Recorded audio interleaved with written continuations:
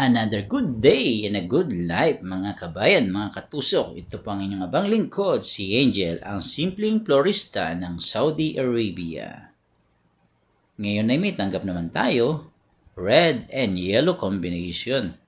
Pang New Year gift pa rin to. Worth 150 SR naman ang gusto niyang stand bouquet. Nagkakasunod-sunod na ang ating mga order ng ganitong style. Kaya syempre, gagalingan uli natin. Ibibigay natin uli yung ating the best. Yung ating pagiging art angel ay ilalabas uli natin. Para ang ating customer ay laging matutuwa. Syempre, pag natuwa ang customer, ang amo natin matutuwa din. Dahil siya ay kikita. Syempre, pag kumita siya, makakabali na tayo. Dahil malapit na ang sweldo, babali na naman.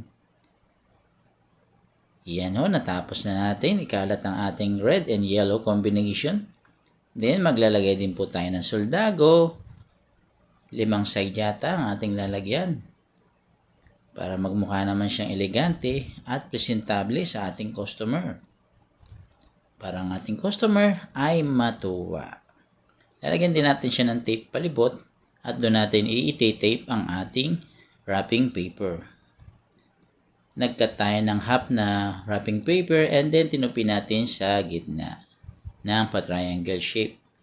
Scatter lang natin, ito-tape lang natin siya palibot sa ating ginawang stand bouquet.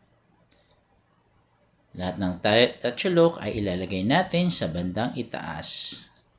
Para yung design ng ating bouquet ay magmukhang maganda at malaking tingnan. Cone style ang tawag dito na nilagyan natin ng mga palikpik sa baba. Bali, black and white combination ang ginawa natin.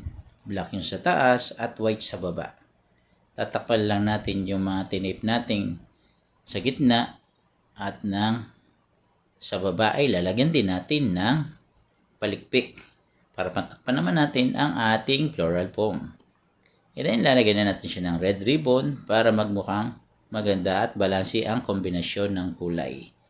Yan guys, natapos ko na ang aking ginawang stand bouquet, cone style with palikpik.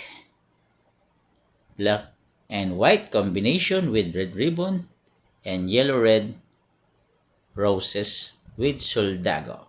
I hope you like my work. Paki-like and share and follow. Paki-comment naman po kung saan nakarating aking video at kung nagustuhan nyo. Pakisubaybayan puli ang aking mga video yung gagawin pa. Maraming salamat po. God bless you all.